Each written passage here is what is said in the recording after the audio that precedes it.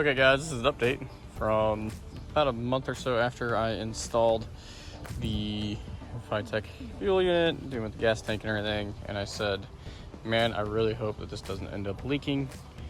Well, came home from work and that is definitely fuel. So I panel mounted that stuff together, so kind of doubting I'm really gonna be able to salvage much. It's way up there. Yeah, you can see where it's leaking out of that gasket and everything again. Which I've replaced that gasket about like 4 different times, so hadn't even done it off camera, and I got lucky. Didn't have issues for a while, but now we're having some issues, so. Alright, well, looks like we have to do some work. I'm gonna actually look around for just a new fuel tank in general. I think an EFI one.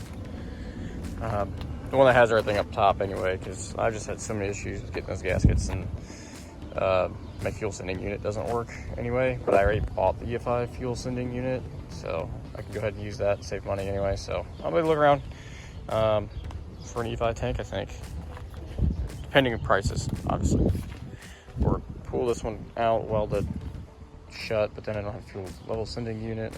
Yeah, I'll have to figure it out. So we failed yet again, and the car doesn't start still. So. Okay guys, it's been about 2 weeks or so since I actually had my update. But you can see we got a big hole. So we took out the old tank. I have it right over there. Basically, I was having a lot of issues with getting that thing all sealed up and not leaking at that fuel sending unit, and just really wasn't happy with it. And I could never get the fuel gauge level to read, and all that stuff was all gunked up, all the wiring. It's just been a mess.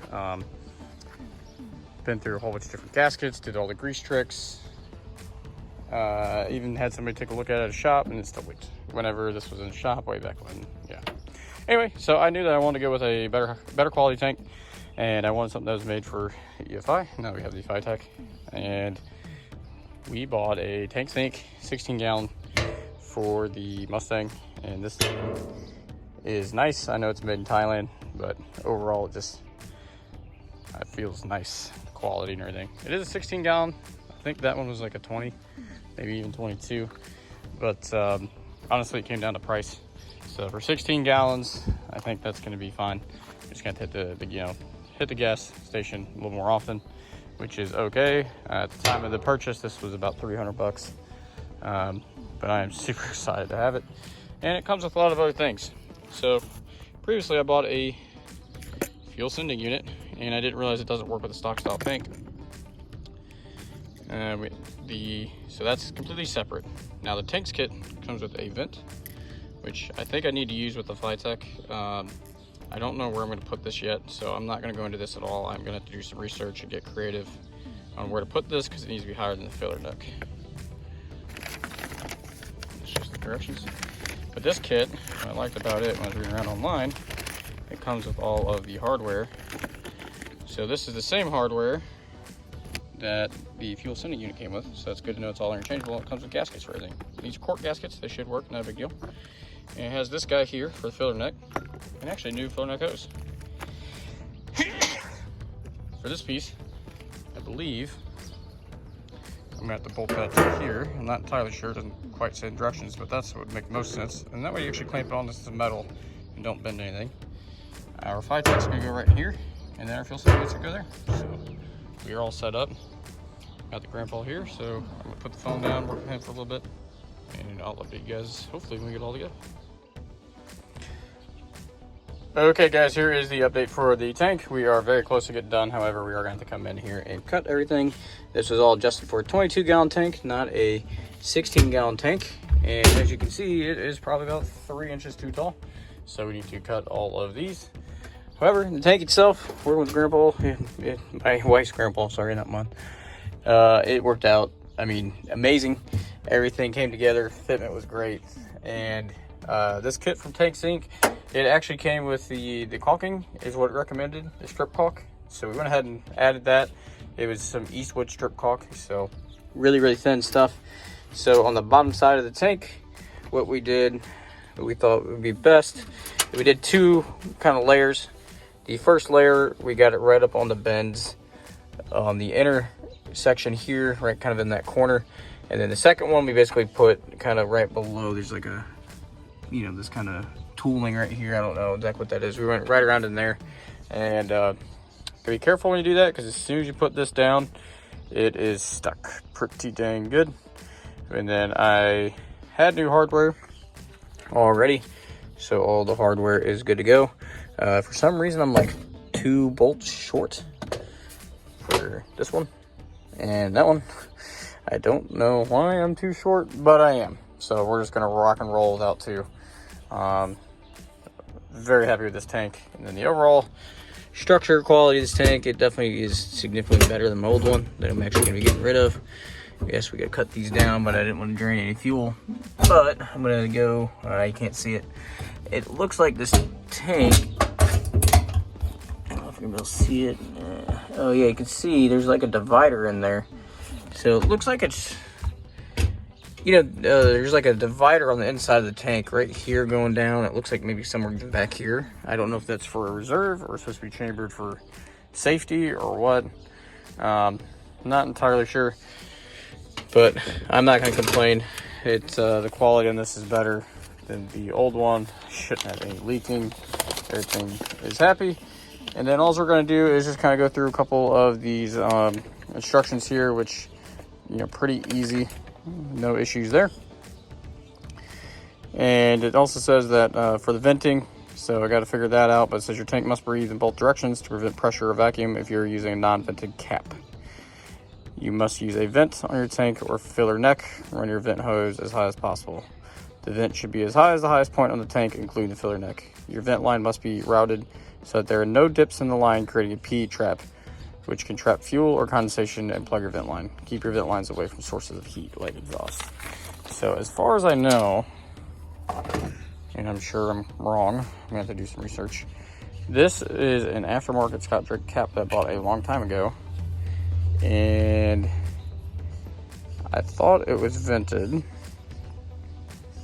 because it has this little cut in there, but I have no idea. So I need to Google if this is vented or not, because I don't know.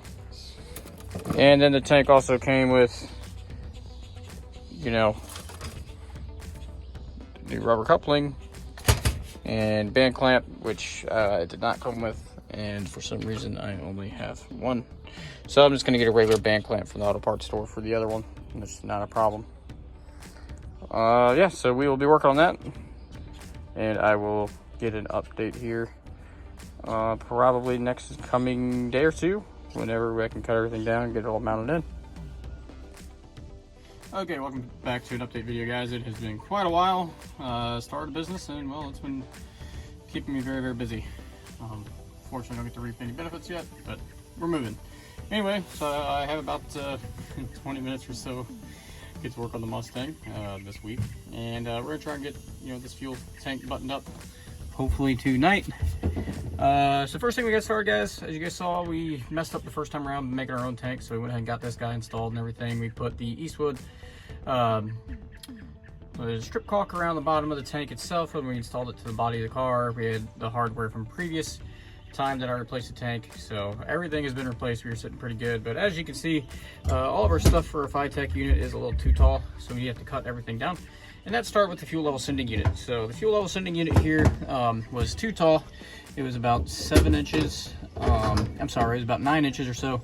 And now you can see we are still, ooh, looks like, if I get it, yep, wow, perfect. All right, so we are good to go now on that guy. Basically, I got it about 6.5 inches, and that was kind of difficult. And I will show you why. Just like getting it out, you have to kind of move this little lever here kind of right through these little indentions in the tank. So luckily I have small enough fingers, I can stick mine down in there and I am good to go. So let me show you what's going on with this fuel level sending unit. This is the EFI generic one. I'm going to zoom out here so you can see everything that's going on. So this kit, it came with this bracket, and it was installed way down here, it was about 9 inches, which I'd imagine would work for anything that's not a 16-gallon tank. It would be fine. On this bracket, this could slide up and down for these 2 screws right here. These 2 screws go into this plastic little bracket here for the actual fuel levels in the unit itself. So you're going to see a threaded portion right there, and then there's another threaded portion hole right underneath where this black thing is. Well, those had 2 little bolts on them, and they both snapped, so that was fun getting them out. And basically, that's what held in, this bracket here to allow it to slide. Well, it was too tall, so to take that out, had to take off this screw and the screw right underneath that black guy, this black little, plastic mounting bracket. And when I took off these screws, they snapped off inside there, so then I had to take some pliers, remove it, and then that allowed for this entire bracket to slide how it's supposed to, up and around this metal piece here. And now we have it all figured out. So, oh cool, look at that. This was made in 1223. Nice. I'm sure this is gonna work in 2025. Anyway, so that was a little challenging because those things broke and I was not expecting that. In terms of installing the float, I don't know what I'm supposed to do yet. So it has this little guy here that says float side, and here is our float. So I'm assuming I'm going to have to take out this screw right here and put this in. They look to be about the same diameter. And then I'm going to have to make this pretty small and pretty close because this guy, this whole entire bracket is already pretty difficult in order to get in there. Jeez. All right. So this, we're at 6.5 inches right now. I think my tank was 6 5/8, maybe 6 7/8. I don't exactly remember. So this is not going to have a ton of room. I believe the ball is supposed to go up, not down. So I don't even think you have to cut this necessarily. I think I will, just to make sure that we have plenty of room. And I'm going to cut it like way back over here, just in case I am wrong. I haven't found anything on the internet yet to describe exactly how to do it. I did find a quick little thing on Aeromotive that said you basically want to get it to as close to the bottom of the tank as possible. But when it comes to actually what I'm supposed to do with this rod here, I haven't found anything. And there's nothing in the tank's instructions about it yet either. Whenever I was looking through them, I have them actually right now with me. It doesn't really say. Never fill it, take my cigar into the frame, sinking separate to the tube, okay.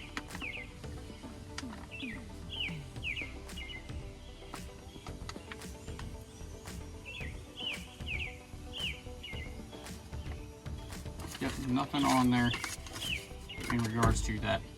So we're gonna go back out to the back here. We're gonna cut just kind of in this general vicinity, this line here. I wanna leave extra. But I don't want it to be too obnoxious. I think if I left this whole thing, I mean, it's got like, I don't know, probably 18 inches. So we'll cut it down to about half, and that should be more than enough room to allow that to articulate. So let me go ahead and do that, and then I will get back with you guys here in just a minute. Okay, we are back, and as you guys can see, I went ahead and cut this guy off. Just use a pair of pliers. It came off actually pretty easy. I thought I was going to have to use my grinder. So now this one says float side over here. So I'm going to loosen this up with a flathead screwdriver, and everything I read, I think this float's supposed to go up. I wonder if it really matters. I imagine it would have to go up. Alright, so just removing that. Perfect. Allows that guy to slide out. This needs to be clocked in any which way, shape, or form. I don't know. That looks like it stops right about there. So I know that ours is pretty well towards the end. So if it's full, okay, I think right about there should be fine. And I'm sure I have this slightly wrong and somebody will correct me in the comments. Let me put that guy in.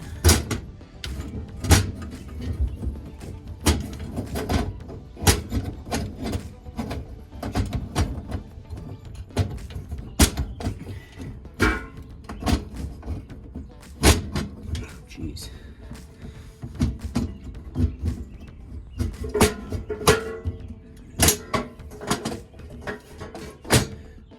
right, we are in. Seems like everything's happy. Oh, except for I forgot to put on cork gaskets right here. Oh no. Okay, so these are some generic ones, and these are the Tanks ones, so slightly different color variation. So I'm gonna try and get this out, which I don't think this is gonna be easy.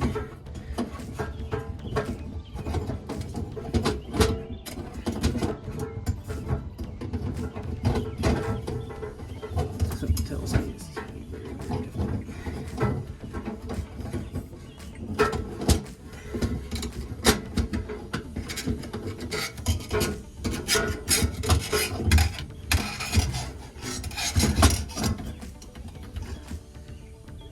Let's see if I can stretch this gasket maybe over it.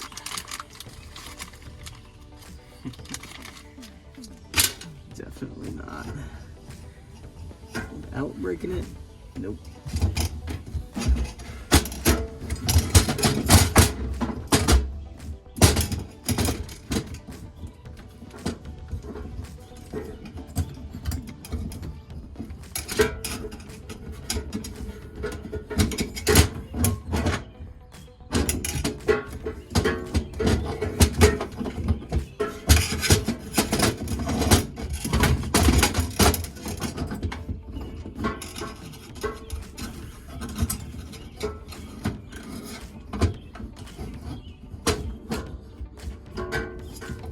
Go ahead, switch side.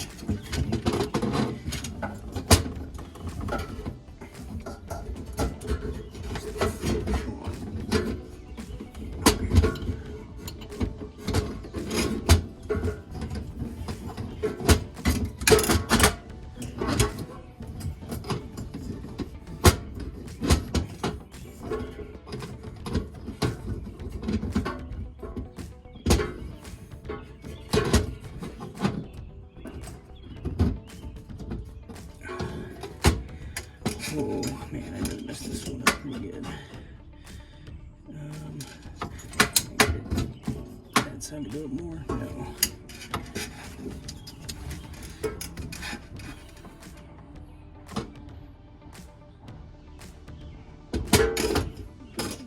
What I could do is potentially take these two screws off.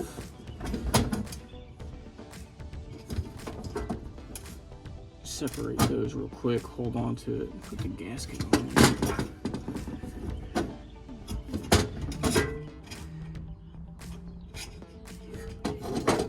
Let's try that. Ooh, grab a screwdriver.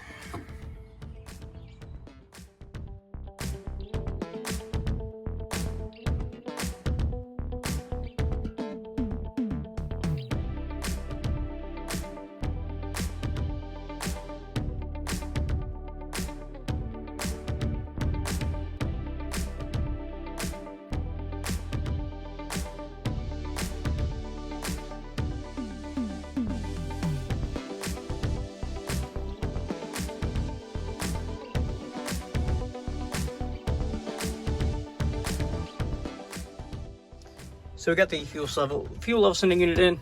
As you guys saw, I was struggling with it for quite a while. I ended up go ahead and cutting some of this guy off because I forgot the gasket. And the gasket doesn't quite fit the holes perfectly. So that's kind of what I was doing with one of these little small screwdrivers here. I was just kind of poking it through. I tried walking it around every which direction, and it didn't really matter. I was still just a little bit off, but I want to go ahead and have a gasket on there, obviously. Really helps seal everything up, make sure we don't have any vapors or anything like that, and give our past with having issues with the fuel tank. I really want to try and make sure we do it all correct. Luckily, the hardware that we have as well also has little black rubber gaskets on them. And I went ahead and just used a screwdriver for tightening because I can't tighten things as tight with a screwdriver versus if I use a ratchet and socket. So I didn't want to over tighten these and mess up the threads inside the tank. So that's why I did it that way as well. All right, next up, we got to take out the fuel tank, sorry. And we need to cut that down about 3 inches. This one should go a little bit easier. Let me go ahead and get that out, and then I will have to get the grinder out for this one.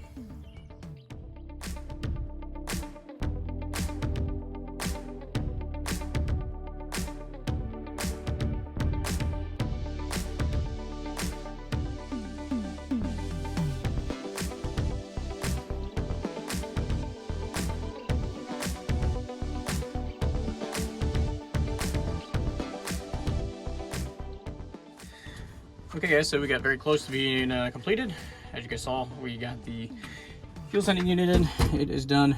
Everything is happy. Went ahead and had to trim this guy up to match the fuel sending unit here. I think we ended up going with like 6 and 5, maybe 6.5, somewhere in there.